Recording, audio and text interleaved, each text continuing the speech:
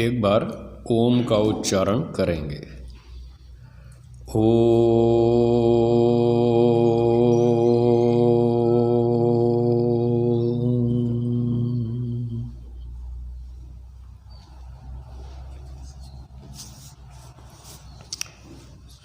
हम उपस्थित सज्जनों एवं माताओं, हम सत्यार्थ प्रकाश के तीसरे समोल्लास का अध्ययन कर रहे थे। कुछ पृष्ठ हम पढ़ चुके हैं, उससे आगे पढ़ता हूँ। मेरी पुस्तक में पृष्ठ 44 है। प्रश्न: होम से क्या उपकार होता है?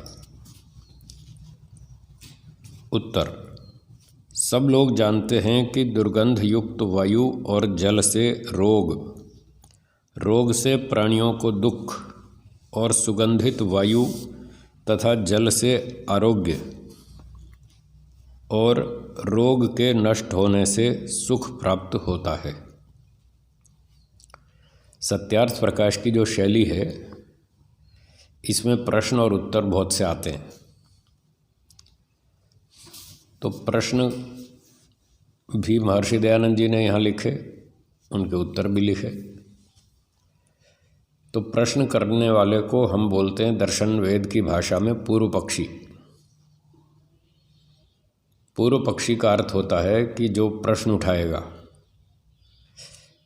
वो सही प्रश्न भी उठा सकता है, गलत प्रश्न भी उठा सकता है, झूठा आरोप भी लगा सकता है, खंडन भी कर सकता है, कुछ भी कर सकता है।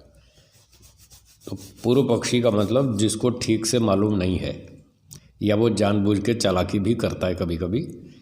तो जिसकी बात सत्य नहीं है वो है पूर्व पक्षी। और उत्तर पक्षी, उसको उत्तर देने वाला, समाधान करता, सिद्धांती भी कहते हैं, उत्तर पक्षी भी कहते हैं, सिद्धांत पक्ष भी कहते हैं। तो ये ठीक उत्तर होता है वैदिक ऋषियों के अनुकूल। तो ये एक शैली है पढ़ने पढ़ाने की, समझने समझाने की एक शैली है कि प्रश्न उठाओ और उत्तर दो।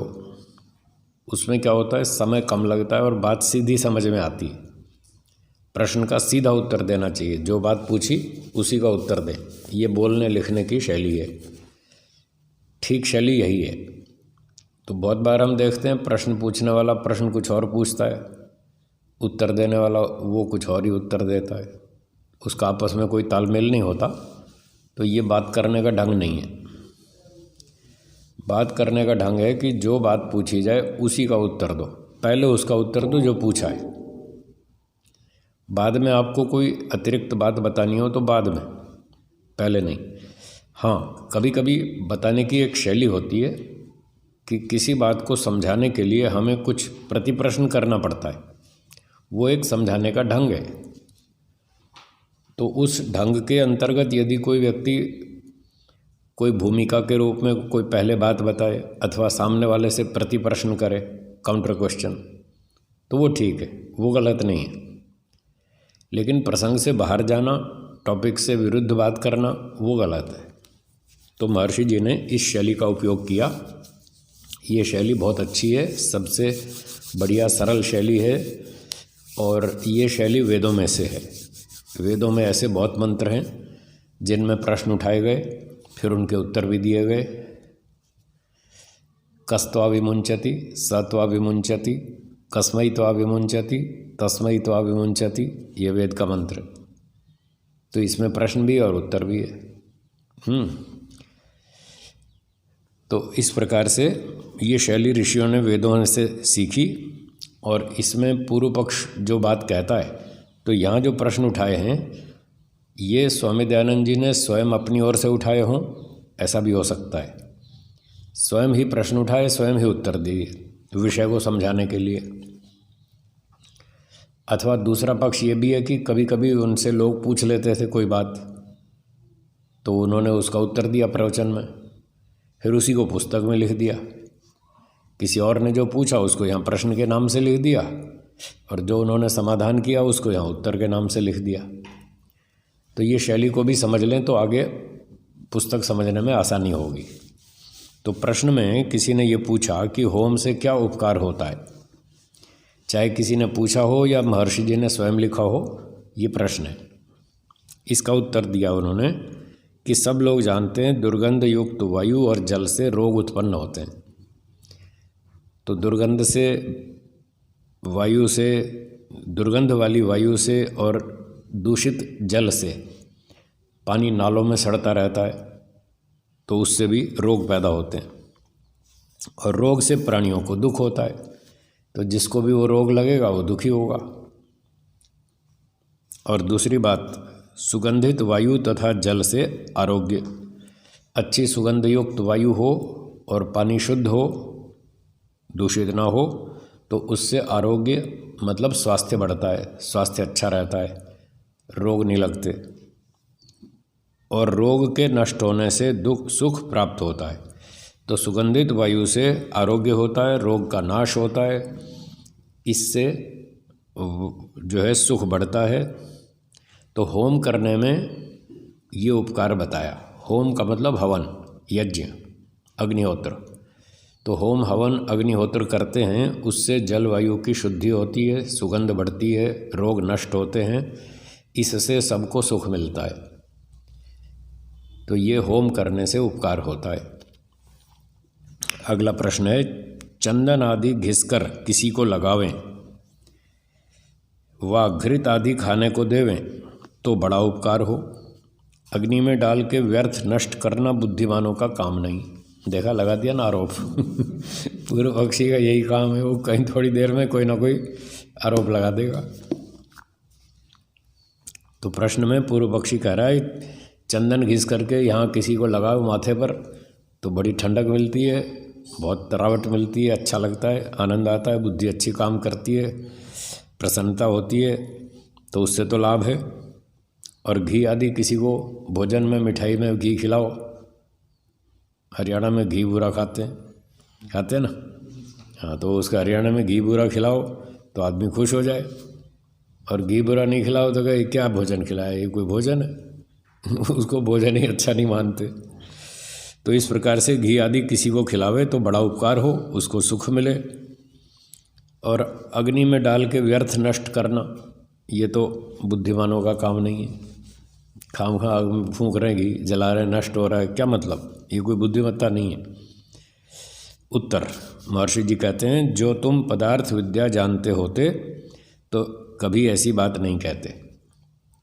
तुम्हें पदार्थ विद्या का ज्ञान नहीं है, इसलिए तुम ऐसा कह रहे हो कि अग्नि में घी डालने से वो नष्ट हो जाता है। तुम्हारी गड़बड़ है, क्योंकि किसी द्रव्य का अभाव नहीं होता। ये विज्ञान का नियम है, वेद का भी नियम है, करोड़ों साल से बता रखा है, कोई भी वस्तु नष्ट नहीं होती। अभाव से भाव नहीं होता, भाव से अभाव नहीं होता। तो घी को यदि हम अग्नि में डालेंगे तो नष्ट कैसे हो जाएगा? रूपांतर हो जाएगा, उसका रूप बदल जाएगा, सूक्ष्म हो जाएगा, अग्नि उसको जलाकर सूक्ष्म कर देगी और वो वायु में फैल जाएगा। इसलिए तुम यदि पदार्थ विद्या जानते होते, फिजिक्स केमिस्ट्री जानते होते, तो ऐसी बात नहीं कहते। कोई भी पदार्थ नष्ट नहीं होता। देखो, जहाँ होम होता है वहाँ से दूर देश में स्थित पुरुष के नासिका से सुगंध का ग्रहण होता है, वैसे दुर्गंध का भी होता है।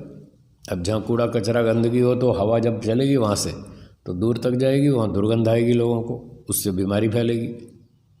और जहाँ हवन करेंगे तो उससे थोड़ी दूर जाएंगे तो उसकी हवा दूर तक फैलेगी, उसको सुगंध आएगी, बहुत अच्छा लगता है, आनंद आता है, स्वास्थ्य भी अच्छा होता है, रोग बीमारी नष्ट होती है।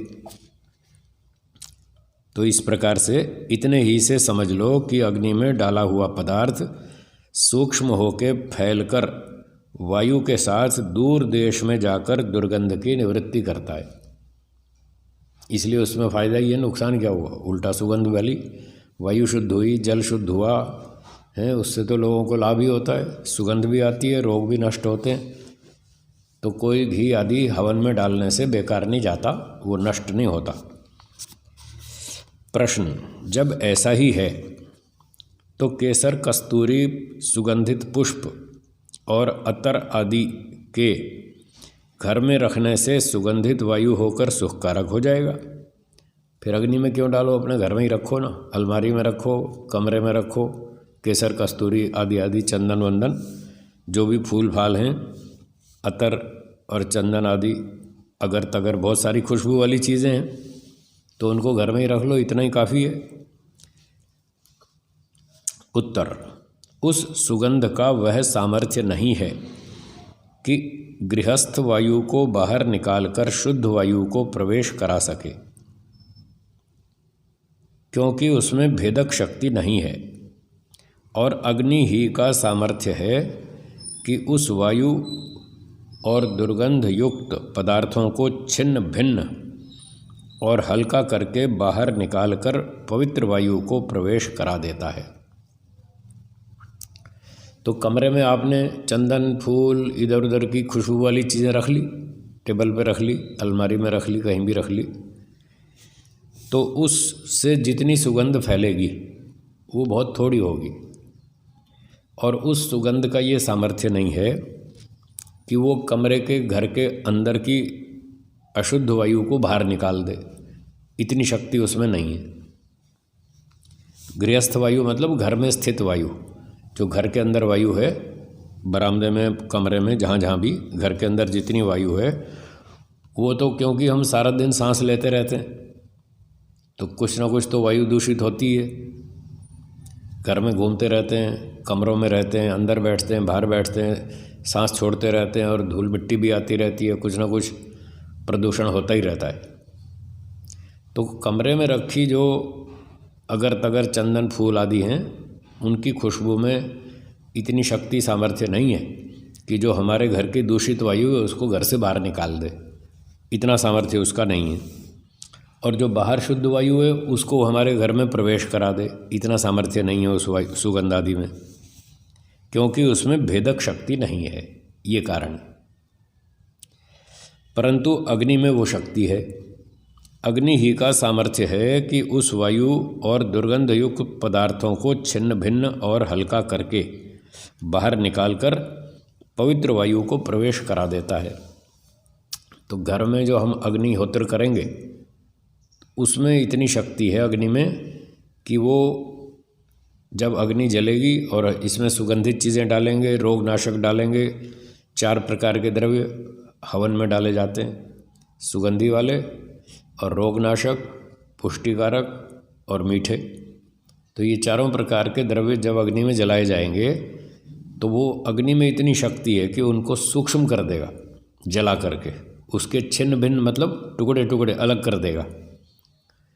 अभी वो स्थूल आकार है, तो अग्नि के कारण से वो सूक्ष्म आकार हो जाएगा, रूप परिवर्तन हो जाएगा और इतना हल्का हो जाएगा कि उस हवा से जो अग्नि जलाएंगे उससे हवा गर्म होगी। तो जब हवा गर्म होगी तो वो घर की हवा बाहर जाएगी और बाहर की हवा अंदर आएगी, ऐसे ये चक्र चल पड़ेगा। तो घर की दूषित वायु को अग्नि में सामर्थ्य है बाहर निकालने का, इसलिए हवन करना चाहिए। और कमरे में वो रखा रहे सुगंधित पदार्थ, उसमें इतनी ताकत नहीं है जो घर की अशुद्ध वायु को बाहर निकाल दे और बाहर की शुद्ध वायु को अंदर ले आए, इसलिए हवन करना चाहिए। तो हवन करने से क्या होगा, एक तो अशुद्ध वायु बाहर निकल जाएगी, फिर जो हम उसमें अगर तगर चंदन और सुगंधी वाली चीज़ें और रोगनाशक चीज़ें डालेंगे वो फैल करके बाहर जाएंगी, तो वो दूर तक जाएंगी, पड़ोसी वड़ोसी दूर दूर तक सबको लाभ मिलेगा। तो इसलिए हवन करना चाहिए, उससे लाभ होता है। वो घर में रखे सब पदार्थ से इतना लाभ नहीं होता। अगला प्रश्न, तो मंत्र पढ़ के होम करने का क्या प्रयोजन है? फिर मंत्र क्यों बोल रहे हैं? ठीक है, तुम अग्नि जलाओ और आहुति डालते रहो, जलाते रहो सुगंधी वाली चीज़ें, रोगनाशक चीज़ें, ये मंत्र क्यों बोलते हैं? उसका उत्तर दे रहे हैं कि मंत्रों में वह व्याख्यान है जिससे होम करने में लाभ विदित हो जाए। तो मंत्रों में बहुत सी बातें बताई जाती हैं, उससे ये पता चलता है कि हवन करने से क्या फ़ायदा। घृतम तीव्रम जुहोतन, गरम गरम घी डालो, हैं, तो उसमें सूचना मिलती है ना कैसा घी डालना है। घृतम तीव्रम जुहोतन उद्बुद्ध स्वाग्ने, हे अग्नि तू ऊपर उठ, चमक, सुसमिद्धा यशोचिषे, खूब तीव्र जलती हुई लपटों के ऊपर हैं, घृतम तीव्रम जुहोतन, गरम गरम घी डालो, अच्छी अच्छी चमकीली ऊंची ऊंची लपटों पर घी डालो। तो इससे पता चलता है कि हवन कैसे करना है, उससे लाभ क्या होता है, वो सारी बातें मंत्रों में बताई जाती हैं। इदम अग्नये स्वाहा, इदम अग्नये इदन्नमम, तो ये भी सीखने को मिलता है। इदन्नमम, हमारे पास जो भी संपत्ति है वो हमारी नहीं है, वो ईश्वर की दी हुई है।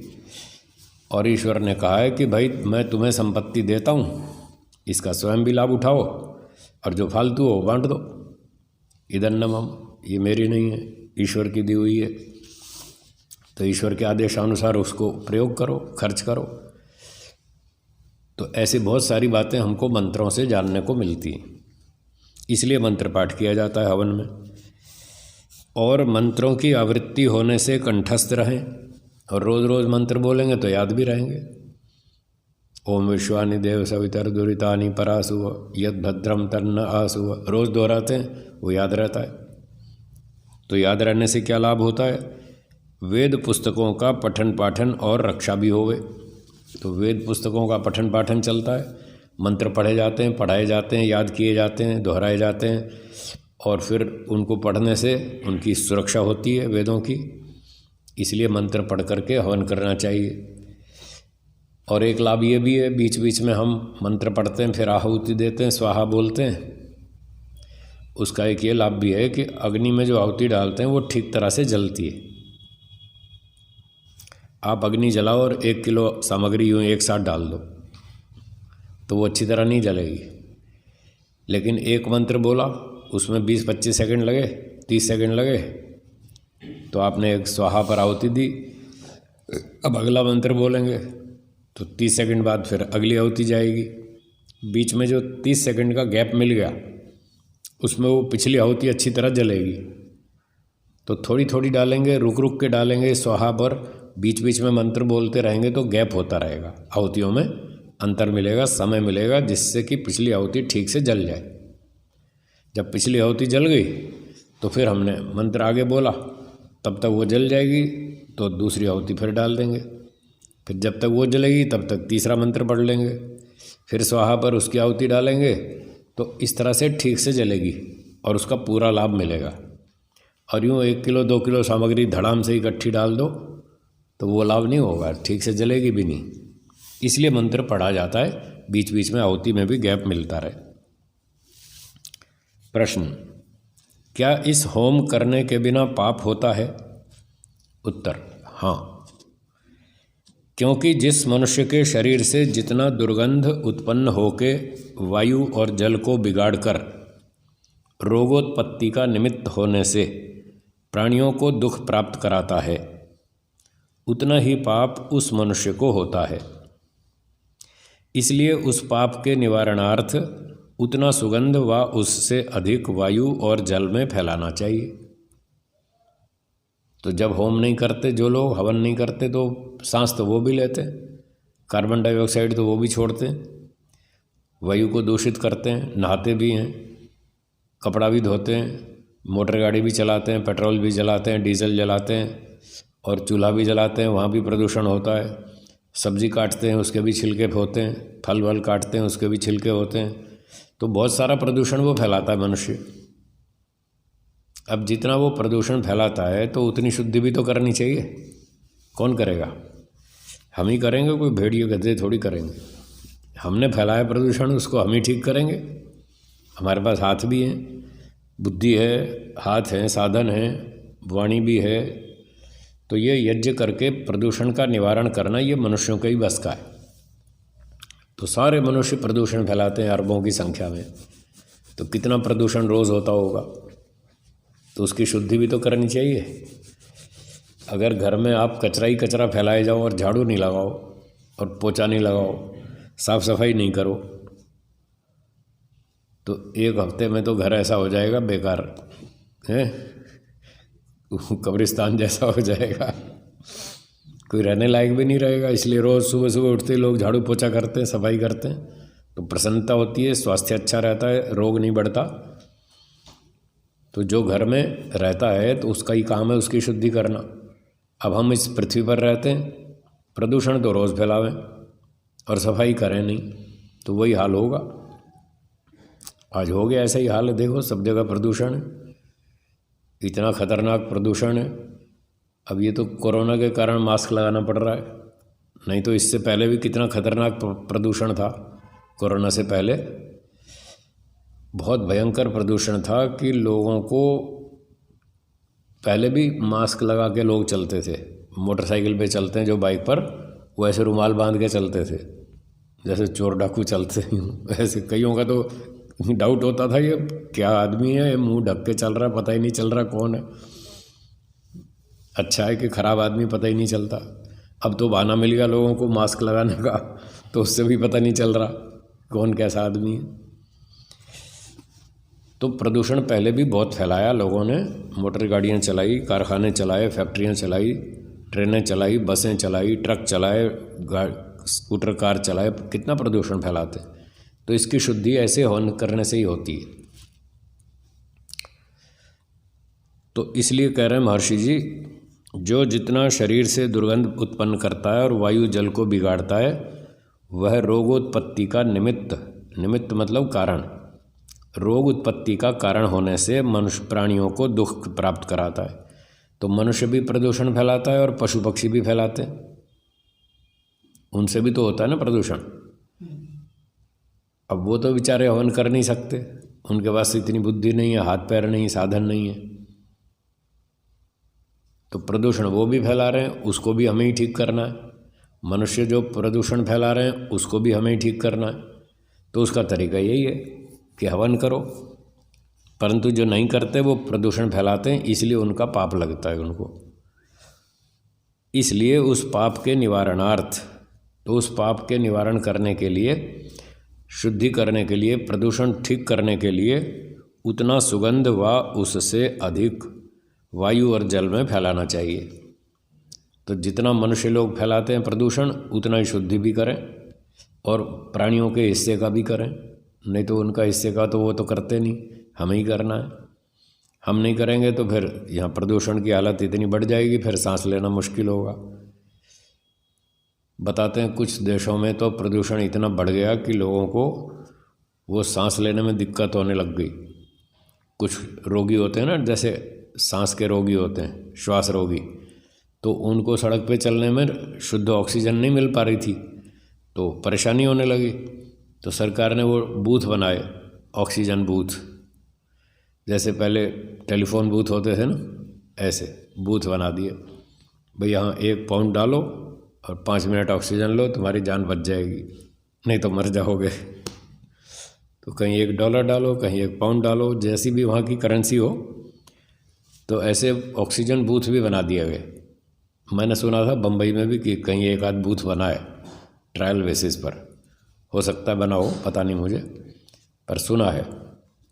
तो यहाँ भी हालत ख़राब हो रही है, इसलिए यहाँ भी ऑक्सीजन बूथ बनाने पड़ रहे हैं। और अगर हवन करते तो ये बूथ बनाने की समस्या नहीं आती। अपना रोज़ की रोज़ हवन करो, घर की शुद्धि, बाहर की शुद्धि, सब प्रकार से शांति, आनंद, रोग भी छूट जाए, सुगंध भी फैले। तो इसलिए उतना वायु जल में सुगंध फैलाना चाहिए, जिससे इस प्रदूषण का निवारण हो जाए। तो अगर कोई व्यक्ति प्रदूषण तो फैलाएगा और सुगंध ही फैलाएगा नहीं, तो पाप लगेगा, इसलिए उसको फिर उसका दंड भी मिलेगा। और दूसरी बात, खिलाने पिलाने से उसी एक व्यक्ति को सुख विशेष होता है। तो जिसको घी बूरा खिलाएंगे, मिठाई खिलाएंगे, जो भी अच्छी चीज़ें खिलाएंगे, तो जिसको खिलाएंगे एक कोई लाभ होगा। जितना घृत और सुगंध आदि पदार्थ एक मनुष्य खाता है, उतने द्रव्य के होम से लाखों मनुष्यों का उपकार होता है।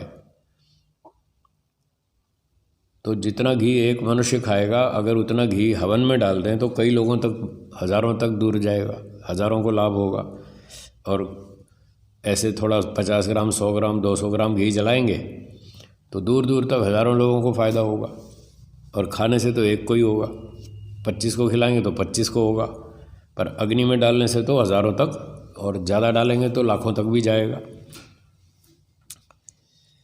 परंतु जो मनुष्य लोग घृत आदि उत्तम पदार्थ न खावें तो उनके शरीर और आत्मा के बल की उन्नति न हो सके। इससे अच्छे पदार्थ खिलाना पिलाना भी चाहिए, परंतु उससे होम अधिक करना उचित है, इसलिए होम का करना अति आवश्यक है। तो खिलाओ भी, खिलाने को मना थोड़ी है। व्यायाम करो, घी दूध खाओ, लगाओ दंड बैठक, शरीर को बलवान बनाओ, अच्छा शुद्ध घी खाओ, दूध पियो, मक्खन खाओ, मलाई खाओ, मिठाई खाओ, अंडे मांस मत खाओ, वो गलत, वो मनुष्य का भोजन नहीं है। तो शाकाहारी शुद्ध सात्विक भोजन खाइए, घी दूध खिलाइए, कोई दिक्कत नहीं है, पर हवन करना उससे ज़्यादा ज़रूरी है। खाओ भी, खिलाओ भी और हवन भी करो। तो एक व्यक्ति ने पूछा, जी ये हवन करना ज़्यादा ज़रूरी है या खाना पीना ज़्यादा ज़रूरी है? मैंने कहा भाई हवन का पहला नंबर है, खाने का दूसरा। खाने से तो वो हवन ज़्यादा ज़रूरी है। बोले कैसे? मैंने कहा लो सुनो। अच्छा चलिए एक प्रश्न पूछता हूँ, उसका उत्तर बताइए। मनुष्य को जीने के लिए, वो आपने केबीसी वाला प्रोग्राम देखा है, कौन बनेगा करोड़पति? उसमें वो 4 प्रश्न पूछते हैं ना, और फिर एक उत्तर देना होता है। 4 ऑप्शन भी देते हैं उत्तर में, आपको उसमें से सेलेक्ट करना है ठीक उत्तर कौन सा है। तो मैं उसी ढंग से आपको 4 ऑप्शन दूंगा, पहले प्रश्न फिर 4 ऑप्शन, आपको उसमें से सही उत्तर ढूंढना है कि 4 में से ठीक उत्तर कौन सा। प्रश्न सुनिए। प्रश्न है, मनुष्य को जीने के लिए सबसे पहले कौन सी वस्तु चाहिए? मनुष्य को जीने के लिए सबसे पहले कौन सी वस्तु चाहिए? उत्तर में 4 ऑप्शन। पहला भोजन, दूसरा वस्त्र कपड़ा, तीसरा मकान घर मकान, और चौथा वायु। अब बताओ 4 में से क्या चाहिए सबसे पहले? शुद्ध वायु। तो सबसे पहले शुद्ध वायु चाहिए। शुद्ध वायु के बिना तो 5 मिनट में ही शांति पाठ हो जाएगा, ठीक है ना। दुर्गंधित और दूषित वायु हो तो आदमी 2-4 मिनट से ज़्यादा नहीं जी पाएगा, मर जाएगा। और खाना नहीं मिले तो 1 दिन 2 दिन 5 दिन 15 दिन भी जी लेगा। भोजन के बिना व्यक्ति 15 दिन जी सकता है, पानी पी के, और थोड़ा बहुत कहीं नींबू मिल गया तो नींबू शरबत पी के आदमी 15 दिन निकाल लेगा। रोटी नहीं मिली, अनाज नहीं मिला, कोई बात नहीं, मरेगा नहीं। तो भोजन के बिना आदमी 10-15 दिन जी सकता है। कपड़े के बिना भी बहुत सारे लोग जी रहे हैं, महीनों तक जी लेता आदमी। बहुत ठंड पड़ेगी तो मर जाएगा, या बहुत गर्मी पड़ी तो मरेगा कपड़े के बिना। पर यदि बहुत ठंड और बहुत गर्मी ना हो तो वो भी महीनों निकाल लेता है। और मकान के बिना तो सालों तक जी सकता है। कितने ही लोग फुटपाथ पे ही सोते हैं, प्लेटफॉर्म पर सोते हैं, बेचारों के पास मकान ही नहीं है, वो भी जी रहे हैं। लेकिन शुद्ध वायु के बिना तो 2-4 मिनट से आगे जीना मुश्किल है। इससे पता चला कि भोजन से वायु की कीमत ज़्यादा है। तो पहले भोजन चाहिए या पहले शुद्ध वायु? और शुद्ध वायु मिलती है हवन करने से, इसलिए पहला नंबर भोजन का हुआ या हवन का, इसलिए कह रहे पहले हवन करो फिर खाओ पियो। तो हमारे घर में माता पिता ने ये नियम लगा दिया था, पहले हवन करो बाद में नाश्ता। पहले हवन करो, नाश्ता बाद में मिलेगा। अगर हवन नहीं किया तो नाश्ता नहीं मिलेगा, पहले हवन करो, उसकी प्राथमिकता है। इसलिए बचपन से करते चले आए।